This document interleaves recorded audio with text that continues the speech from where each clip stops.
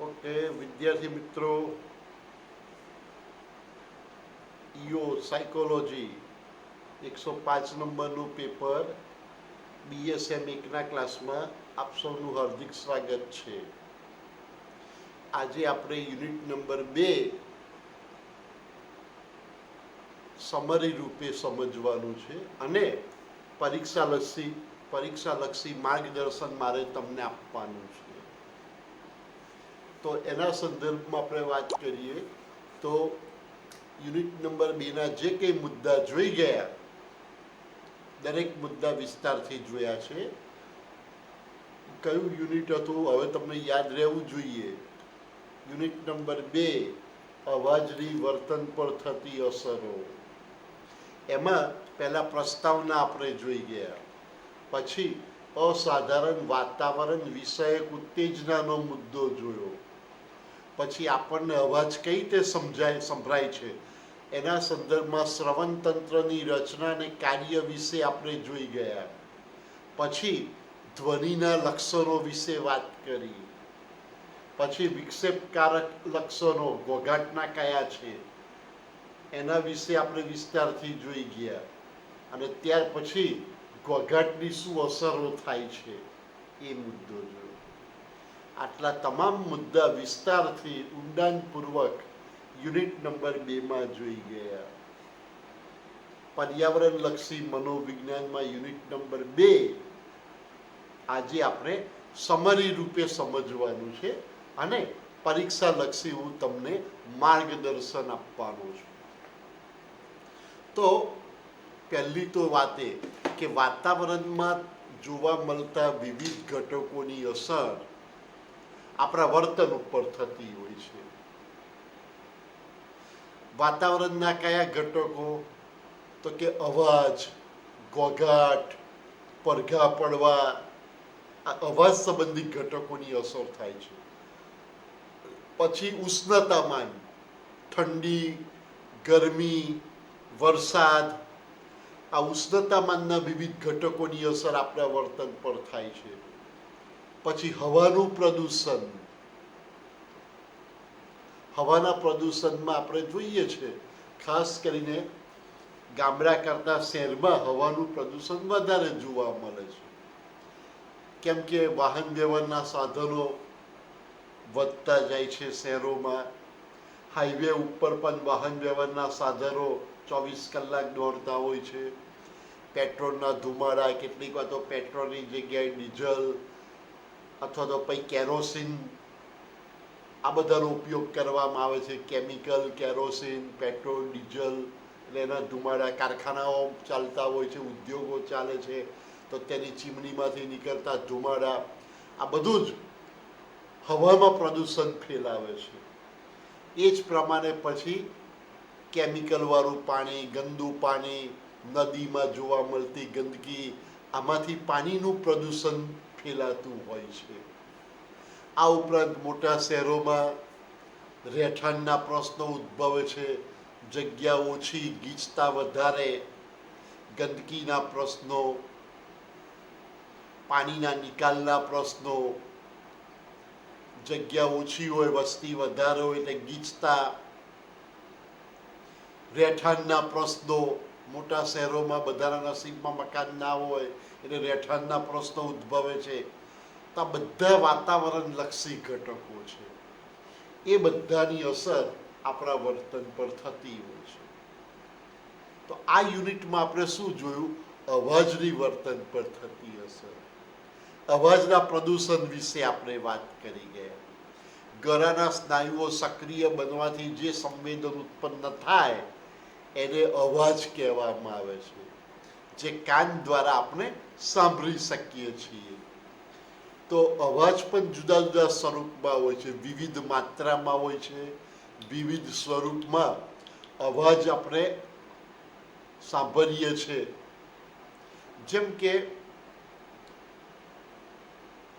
તાલબદ્ધ અવાજ, મધુર અવાજ, જે સંગીત તરીકે ઓળખાય છે, જેની સારી અસર થાય છે, માનવ વર્તન પર સારી અસર થાય છે. સંગીત પસંદગીનો વિષય હોય છે. જે વ્યક્તિને સંગીત ગમતું હોય છે એ વ્યક્તિ માટે એ વ્યક્તિના વર્તન પર તેની બહુ સારી અસર થાય છે. મોટે ભાગે દરેકને સંગીત ગમતું હોય છે, કેમ કે લયબદ્ધ મધુર અવાજ, તાલબદ્ધ અવાજ હોય છે. હવે કેટલાક અવાજો અણગમાયુક્ત હોય છે, લોકો એને પસંદ નથી કરતા. કેટલાક અવાજનું પ્રમાણ વધારે હોય, મોટું પ્રમાણ હોય, જેને આપણે ઘોઘાટ તરીકે ઓળખીએ છીએ. તીવ્ર અવાજ, મોટા અવાજ, ઘોઘાટ, પડઘા પડવા, આ બધા અણગમાયુક્ત અવાજો છે, જેની વર્તન ઉપર નિષેધક અસરો થતી હોય છે. અવાજના સંદર્ભમાં પણ આપણે જોયું, માનવી, પ્રાણી, વાહન વ્યવહારના સાધનો, દરેક બાબતો સાથે અવાજ સંકળાયેલો છે. દાખલા તરીકે બાળક, તો બાળકમાં રડવાનો અવાજ આવતો હોય છે, બાળક રડે છે. પ્રાણીઓના અવાજો પણ જોવા મળે છે. દાખલા તરીકે કૂતરું ભસે છે, બિલાડી મિયાઉ કે છે, પછી મોર ટહુકા કરે છે, કોયલ ટહુકા કરે છે, સિંહ કે વાઘ ગર્જના કરે છે. તો પ્રાણીઓના અવાજોને પણ આપણે આ રીતે ઓળખતા હોઈએ છીએ. હવે બિનજરૂરી અવાજો જે નાપસંદ હોય છે, ઘોઘાટ ઉત્પન્ન કરે છે, એમાં ટ્રેનના અવાજો, રેલવે સ્ટેશનની આજુબાજુ જોવા મળતા ટ્રેનના અવાજો, પછી એરોડ્રામની આજુબાજુ રહેતા લોકોને પણ એરોપ્લેનના અવાજોનો અનુભવ થાય છે. દિવસમાં કેટલાય પ્લેન ઉતરે છે, હવામાં ઉડે છે. એટલે શરૂઆતમાં આ બધાથી મુશ્કેલી પડતી હોય છે. જેમના મકાન હાઈવે પર હોય, 24 કલાક હાઈવે ધમધમતો હોય, અનેક પ્રકારના વાહનોની અવર જવર થતી હોય, તો આ બધી જ બાબતો અવાજ ઉત્પન્ન કરતી હોય છે. આપણે ઘોઘાટવાળી સમાજ સંસ્કૃતિમાં આપણે જીવીએ છીએ. ઘોઘાટ, અવાજ એ આપણી સંસ્કૃતિનો એક ભાગ બની ગયો છે.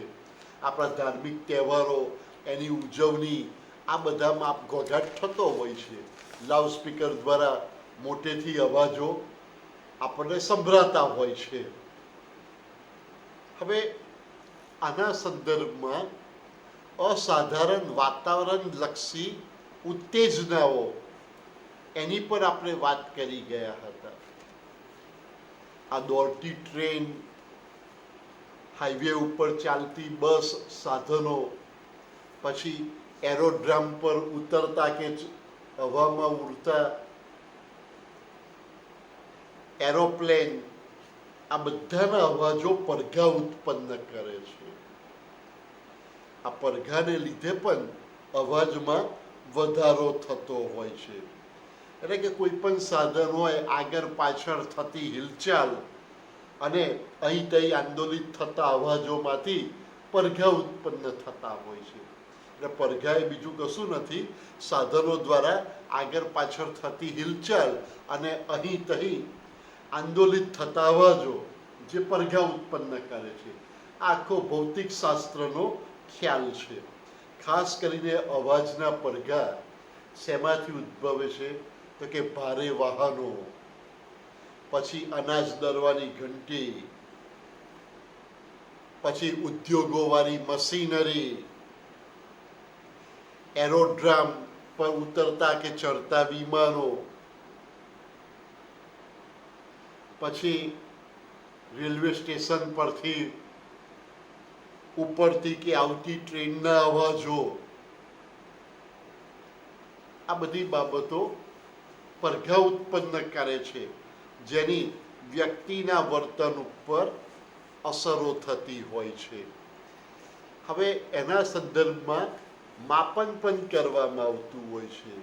પ્રત્યેક સેકન્ડે આવતા અવાજોની ગણતરી પરથી મોટા અવાજના પડઘા નું પ્રમાણ નક્કી થતું હોય છે. પ્રત્યેક સેકન્ડે આવતા અવાજોની ગણતરી પરથી જ મોટા અવાજના પડઘાનું માપન શક્ય બને છે, જેને HZ તરીકે ઓળખવામાં. HZ. હવે આ જે મોટા અવાજો ઘોંઘાટ આપણે કહીએ છીએ એની માનવ વર્તન ઉપર નેગેટિવ અસરો થતી હોય છે. હવે આપણે અવાજોની દુનિયામાં જીવીએ છીએ, આપણી આજુબાજુ ઘોંઘાટ થતો જ હોય છે, એટલે આપણા વાતાવરણમાં, આપણી દુનિયામાં ઘોંઘાટ જોવા મળે છે. સમગ્ર વિશ્વ ઘોંઘાટથી ભરેલું છે. એટલે શરૂઆતમાં આપણને નથી ફાવતું, પણ પછી આપણે તેને અનુકૂળ થઈ જતા હોઈએ છીએ. દાખલા તરીકે શરૂઆતમાં દોડતી ટ્રેનનો અવાજ કે રેલવે સ્ટેશન નજીક મકાન હોય તો ટ્રેનના અવાજો આપણને ડિસ્ટર્બ કરે છે.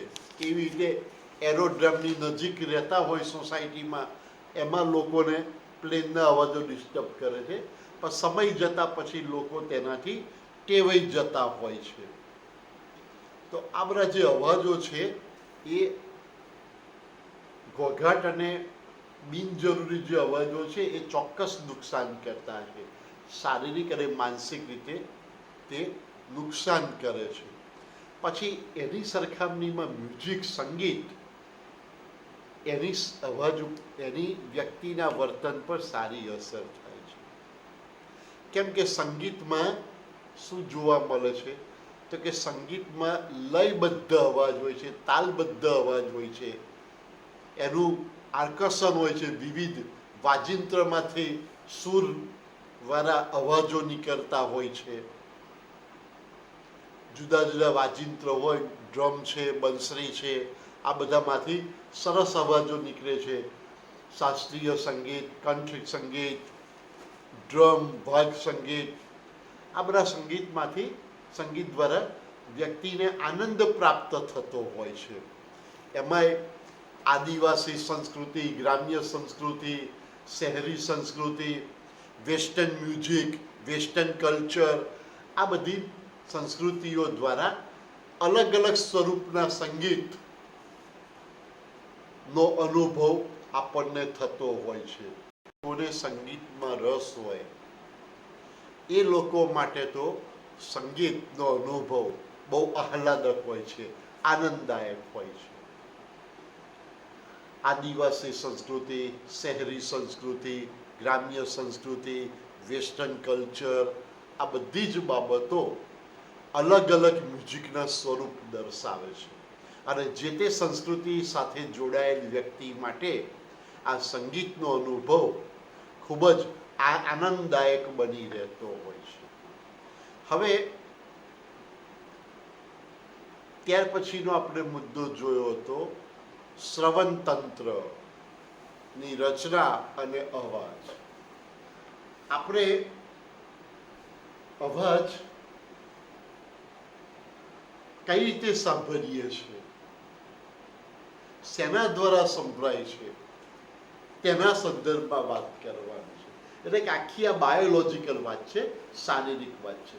તો આપણને અવાજ સાંભળવાનો અનુભવ કાન દ્વારા થાય છે. એટલે કાનની રચના સમજવી જરૂરી છે. તો કાનના 3 ભાગ જોવા મળે છે: બાહ્ય કાન, મધ્ય કાન અને આંતરકાન. બાહ્ય કાનમાં કર્ણપાલી, કર્ણનલિકા અને કર્ણપટલનો સમાવેશ થાય છે. મધ્ય કાનમાં હથોડી, એરન, પીંગળું, યુસ્ટેશિયન નલિકા, આ બધાનો સમાવેશ થાય છે. અને આંતરકર્ણમાં કર્ણશંખ, શ્રુતિયંત્ર વગેરે બાબતોનો સમાવેશ થાય છે. તો આ જુદા જુદા કાનના જે 3 ભાગ છે એ ત્રણેય ભાગમાં મેં કયા એ પ્રકારના અંગો આવેલા છે. પરિણામે આપણને અવાજનો અનુભવ થાય છે. ખાસ કરીને બહારથી આવતો અવાજ કર્ણપાલીમાં થઈને કર્ણનલિકામાં દાખલ થાય છે. આ અવાજ કર્ણનલિકાના છેડે આવેલ કર્ણપટલ કે કર્ણઢોલને ટકરાય છે, જેને આપણે કાનનો પડદો કહીએ છીએ. એટલે કાનનો પડદો ધ્રુજે છે.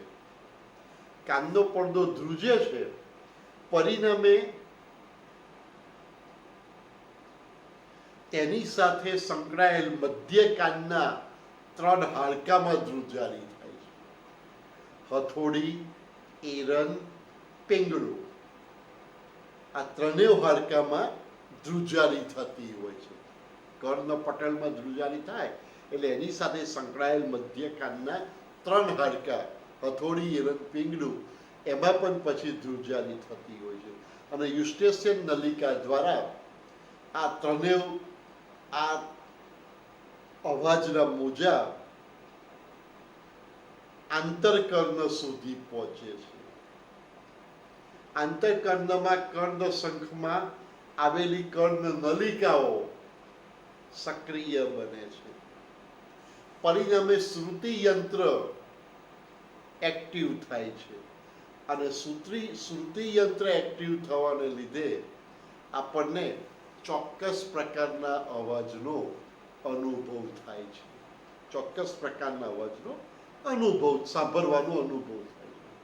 તો આ રીતે આપણને અવાજ સાંભળવાનો અનુભવ થતો હોય છે. તો આપણે જ્યારે અવાજની વર્તન પર થતી અસર વિશે આપણે વાત કરતા હોઈએ ત્યારે આ અવાજ કઈ રીતે સંભળાય છે, તેની સાથે કયા અંગો સંકળાયેલા છે, એ બધી બાબતનો પણ અભ્યાસ કરવો, એ બધી બાબતો વિશે પણ માહિતી જાણવી ખૂબ જ જરૂરી છે. તો અવાજ કાન દ્વારા સંભળાય છે. એમાં કાનના 3 ભાગ, બાહ્ય કાન, મધ્ય કાન, આંતરકાન, અને એની અંદર આવેલા અવયવો સક્રિય બનવાને લીધે આપણને જુદા જુદા પ્રકારના અવાજો સાંભળવાનો અનુભવ થાય છે. પછી ધ્વનિના લક્ષણો. તો એમાં આપણે જોઈ ગયા, આપણે જુદા જુદા પ્રકારના અવાજો સાંભળીએ છીએ, ધ્વનિ કહીએ છીએ. એમાં કયા પ્રકારના અવાજો સંભળાય છે? એકદમ ધીમો અવાજ, મધ્યમ અવાજ, તીવ્ર મોટો અવાજ, ઘોઘાટ, આવા જુદા જુદા સ્વરૂપના અવાજો, જુદા જુદા પ્રકારના અવાજો સાંભળવાનો આપણને અનુભવ થતો હોય છે. આમાં 2 બાબતો છે. એક મનોવૈજ્ઞાનિક પાસું અને શારીરિક પાસું. શારીરિક પાસાના સંદર્ભમાં તો આપણે જોઈ ગયા. મનોવૈજ્ઞાનિકો જે અહીંયા કામ કરે છે, અભ્યાસો કરે છે, તેના અભ્યાસો પ્રમાણે હવાનું દબાણ, હવાના સૂક્ષ્મ કણોમાં રહેલી ઘનતા છે.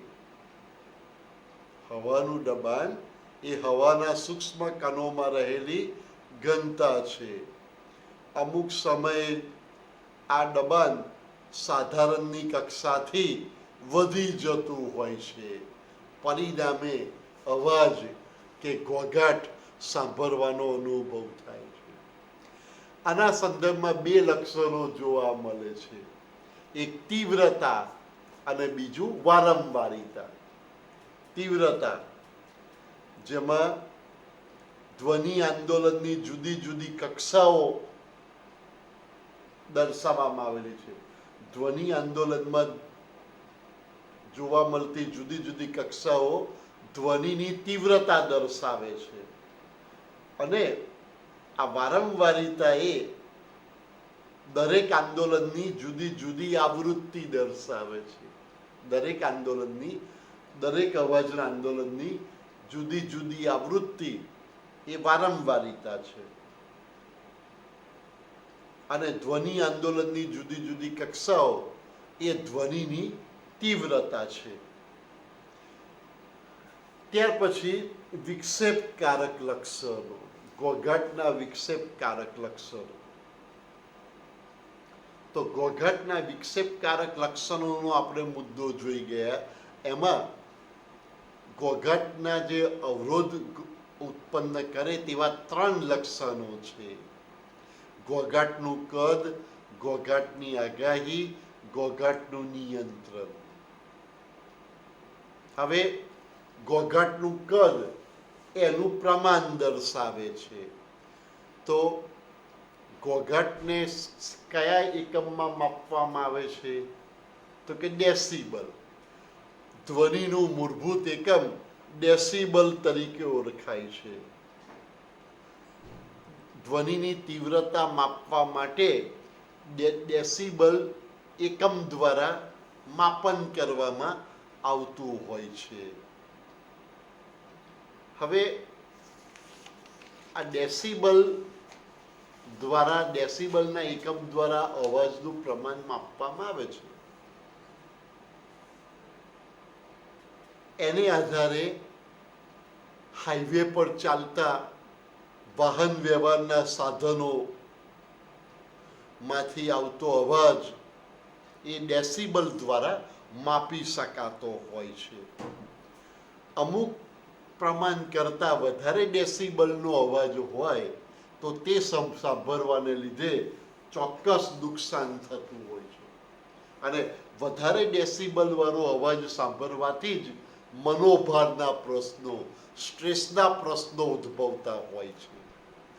ત્યાર પછી આગાહી. હવે ઘોંઘાટની આગાહી એ પણ મહત્વનું લક્ષણ છે.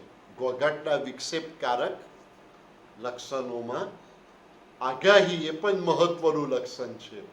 કેમ કે એમાં અનિયમિત અવાજ આવતો હોય છે. સતત અવાજ અને થોડાક સમયના અંતરે આવતો અવાજ, આ બેમાં તફાવત હોય છે. એક ધારો સતત મોટો અવાજ ઓછું નુકસાન કરે છે, ઓછી તકલીફ આપે છે. પણ અટકીને આવતો અવાજ, થોડા સમયે આવતો અવાજ એ વધારે નુકસાન કરતા બની રહેતો હોય છે. ત્યાર પછી ઘોંઘાટનું નિયંત્રણ. એમાં આપણે જોઈ ગયા કે જ્યારે વ્યક્તિ ઘોંઘાટ ઉપર નિયંત્રણ રાખી શકે તો ઓછું નુકસાન થાય છે. પણ જે ઘોંઘાટ ઉપર વ્યક્તિનું નિયંત્રણ ન હોય તો તેનાથી વધારે નુકસાન થતું હોય છે. દાખલા તરીકે આપણા ઘરમાં આરસ કાપવાનું કે પથ્થર કાપવાનું મશીન હોય તો આપણે કંટ્રોલ રાખી શકીએ. કઈ રીતે? જરૂર પડે તે મશીન આપણે બંધ કરી દેતા હોઈએ છીએ. એટલે એની ઓછી હાનિકારક અસરો થતી હોય છે. દાખલા તરીકે ઘરમાં મોટર મૂકેલી હોય, પાણી ચડાવવા માટેની મોટર, કે ઘરમાં કંઈક રિપેરિંગ કામ ચાલતું હોય એનું મશીન હોય, તો આપણને એવું લાગે કે આનાથી બહુ અવાજ થાય છે તો આપણે મશીન બંધ કરી દઈએ છીએ. દાખલા કે અનાજ દરવાની ઘંટી, દાખલા તરીકે, તો અનાજ દરવાની ઘંટીથી ઘણી વખતે અવાજ થતો હોય, ડિસ્ટર્બ થાય. પણ અમુક વખત આપણને લાગે કે વધારે પડતો અવાજ અનાજ દરવાની ઘંટી કરે છે તો આપણે બંધ કરી દઈએ છીએ. તો એ પરિસ્થિતિ આપણા નિયંત્રણમાં હોય છે, એટલે ઓછું નુકસાન કરે છે. પણ એને બદલે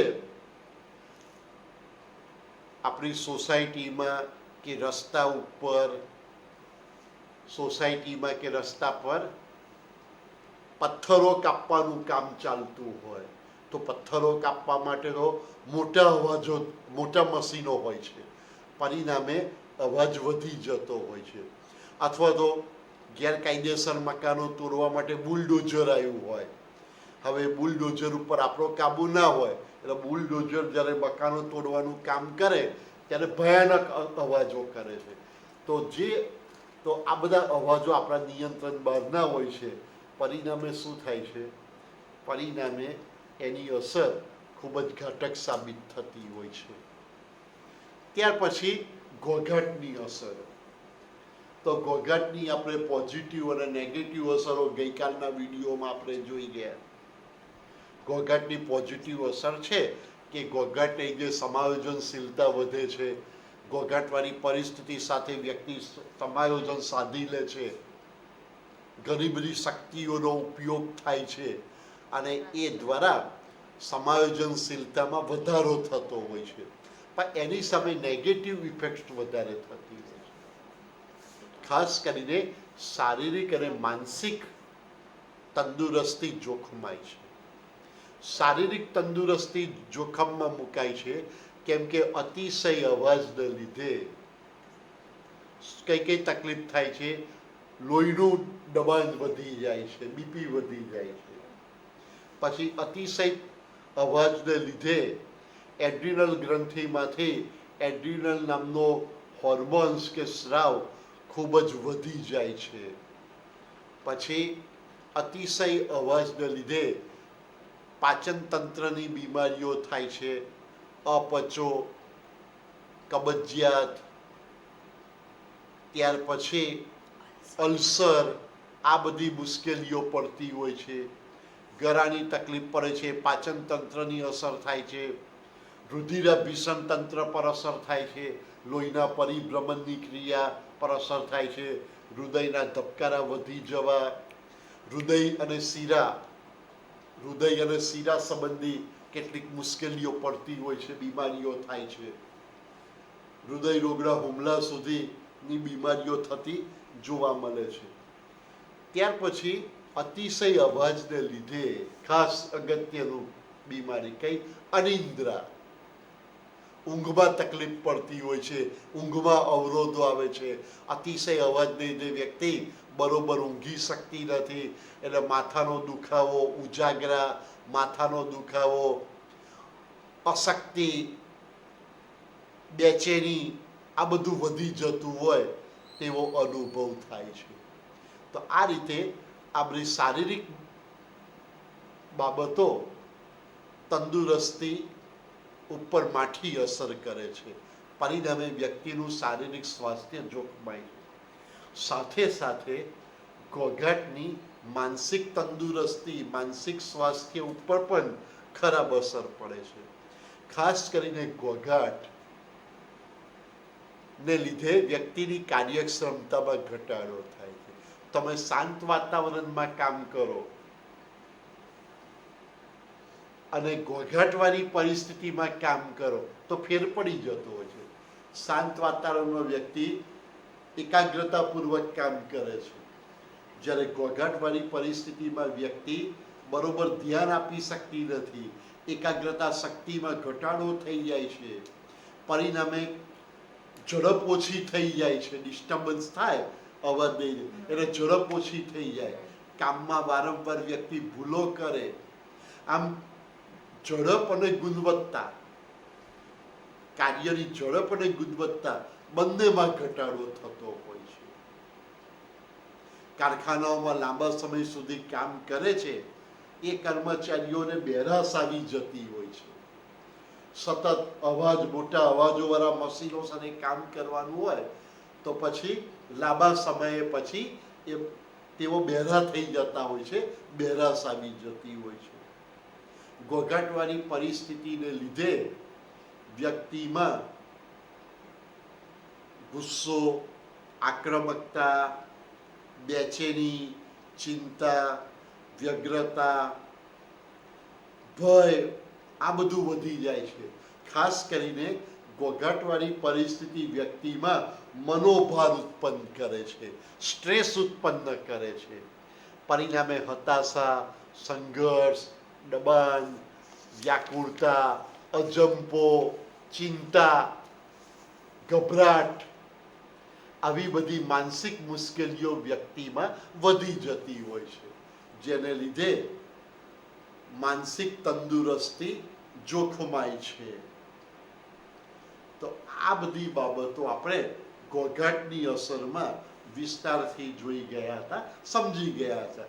આમ સમગ્ર યુનિટના દરેક મુદ્દા મેં તમને ફરીથી ટૂંકમાં સમજાવીને આખા યુનિટનો મેં તમને સારાંશ સમજાવ્યો છે. હવે આપણે પરીક્ષાલક્ષી થોડુંક માર્ગદર્શન પણ આપીશું. તમારે વહેલા મોડા પરીક્ષા તો આપવાની આવશે જ. હવે કઈ રીતે પરીક્ષા લેવાશે એ હજુ યુનિવર્સિટીએ નક્કી નથી કર્યું, કેમ કે હજુ કોરોના વાયરસની પરિસ્થિતિ ચાલુ છે. એટલે સ્કૂલ કોલેજો આજની તારીખ સુધીમાં બંધ છે. ક્યારથી ચાલુ થશે એનો કોઈ અંદાજ નથી, કોઈને કંઈ ખબર નથી. હજુ પણ સ્કૂલ કોલેજો કેટલો ટાઈમ બંધ રહેશે એ ખબર નથી, ક્યારે ખુલશે એની પણ કોઈ માહિતી નથી. હવે પરીક્ષાના સંદર્ભમાં અત્યારે તો એટલું જ આપણે કહી શકીએ કે ગઈ સાલ પરીક્ષા લેવાઈ હતી. ગઈ સાલ ઓક્ટોબર નવેમ્બરમાં પહેલા કોલેજ પરીક્ષા લેવાઈ, પછી યુનિવર્સિટી પરીક્ષા થઈ હતી. ઓક્ટોબરમાં કોલેજ દ્વારા ઇન્ટરનલ પરીક્ષા લેવાઈ, પછી નવેમ્બર ડિસેમ્બર દરમિયાન યુનિવર્સિટી દ્વારા પરીક્ષા લેવાઈ હતી. તો હવે એ પરીક્ષાની પેપર સ્ટાઇલ પ્રમાણે જ આપણે વાત કરીએ, કેમ કે હજુ સુધી ઓફલાઈન લેવી કે ઓનલાઈન લેવી હવે પછીની પરીક્ષાની વાત નક્કી નથી થઈ, કેમ કે હજુ તો કોલેજ જ શરૂ નથી થઈ, એટલે હજુ માળખું નથી આવ્યું. પણ ગઈ સાલની પરીક્ષાના માળખા પ્રમાણે ઓક્ટોબર ડિસેમ્બરમાં થયેલી ગઈ સાલની પરીક્ષાના માળખા પ્રમાણે ઈઓનું પેપર એટલે કે પર્યાવરણલક્ષી મનોવિજ્ઞાનનું પેપર 2 કલાકનું જોવા મળે છે. 35 માર્ક્સની પરીક્ષા,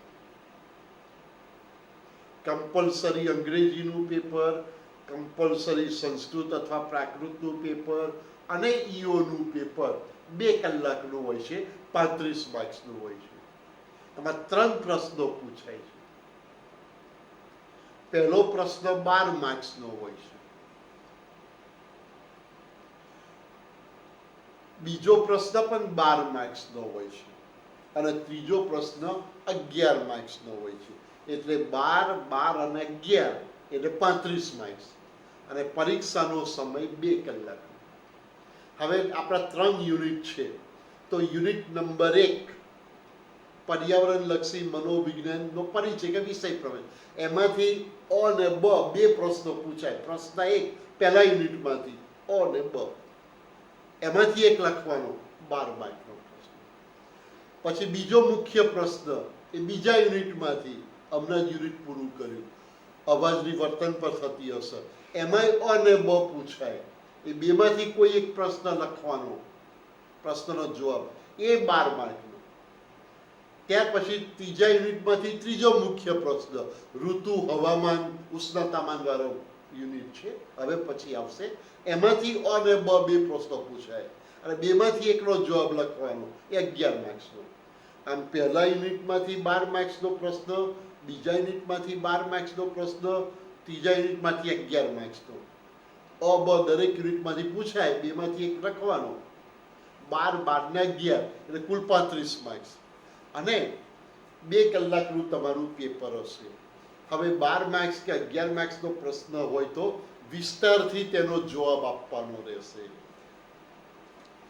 તમારે કેટલા માર્ક્સનો પ્રશ્ન લખવાનો છે તે પ્રમાણે તમારે જવાબ આપવાનો હોય છે. દાખલા તરીકે 12 માર્ક્સ કે 11 માર્ક્સનો પ્રશ્ન છે તો તમે એકાદ પાનું લખો તો નહીં ચાલે, એટલીસ્ટ 3-4 પાના લખવાના. એટલે પાના લખીને લાંબો પ્રશ્ન, લાંબો જવાબ લખવાનો, એનો અર્થ એવો નહીં કે ગપ્પા મારવાનો. ગપ્પા મારીને પ્રશ્નના જવાબ લાંબા લખવાનું નથી કહેતો, પણ તમારા જે અભ્યાસક્રમના મુદ્દા છે એને ધ્યાનમાં રાખીને લંબાણપૂર્વક જવાબ લખવાનો, જેથી કરીને 11 કે 12 માર્ક્સમાંથી તમને વધુમાં વધુ માર્ક્સ મળી શકે. બાકી અડધું પેજ તમે લખશો તો પૂરા માર્ક્સ નહીં મળે. એટલે કેટલા માર્ક્સનો પ્રશ્ન છે એને ધ્યાનમાં રાખીને તમારે મુદ્દાસર જવાબ લખવાના રહેશે. તો 12, 12 ને 11 એમ કહીને 35 માર્ક્સનું પેપર અને 2 કલાકનું પેપર. આ રીતે તમારી પરીક્ષા ગઈ સાલ નવેમ્બર ડિસેમ્બરમાં લેવામાં આવી હતી. તે પ્રમાણે તમારે તૈયારી હાથ રાખવાની છે. કંઈ ફેરફાર થશે તો અમે તમને જણાવીશું. બરાબર? તો હવે આપણે આ યુનિટ નંબર 2 પૂરું કરીએ છીએ. હવે પછી જ્યારે પીરિયડ આવશે ત્યારે આપણે નવું યુનિટ શરૂ કરીશું. બરાબર? ચલો આવજો. બાય.